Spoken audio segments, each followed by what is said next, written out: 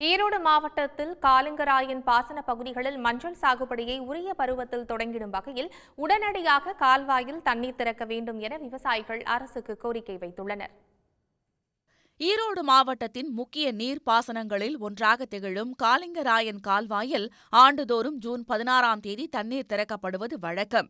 இந்த ஆண்டு அணையில் போதுமான நீர் இருப்பு இல்லாததால் ஜூன் 16ஆம் தேதி தண்ணீர் திறந்துவிடப்படவில்லை. இந்நிலையில் கடந்த 10 நாட்களாக கணிசமான அளவு தண்ணீர் வரத்து இருப்பதால் அணையின் நீர்மட்டம் சற்று உயர்ந்துள்ளது. கடந்த 13 ஆண்டுகளுக்கு பிறகு மஞ்சளுக்கு நல்ல விலை கிடைத்திருப்பதால் விவசாயிகள் மஞ்சள் சாகுபடி செய்ய ஆர்வம் காட்டி வருகின்றனர். எனவே காலிங்கராயன் கால்வாயில் தண்ணீர் திறக்க வேண்டும் என காலிங்கராயன் பாசன விவசாயிகள் நீர்வளத்துறை அதிகாரிகளை சந்தித்து கோரிக்கை விடுத்துள்ளனர். தோட்டத்தை பதப்படுத்தி குப்பையெல்லாம் போட்டு ரெடி வச்சுட்டு இருக்காங்க. தண்ணி வரும் அப்படின்ட்டு விதமஞ்சு வச்சுருக்காங்க. இந்த காலம் அதாவது தண்ணி தாமதப்படுத்தினால் நமக்கு அந்த பருவம் தாண்டி போயிடும். அதாவது மஞ்சளுடைய பருவம் தாண்டினா அந்த குரோத்து மஞ்சளுடைய வளர்ச்சி எல்லாமே ஹீல்டு நம்முடைய உற்பத்தி குறைஞ்சி எங்களுக்கு பல இழப்பை ஏற்படுத்திவிடும்.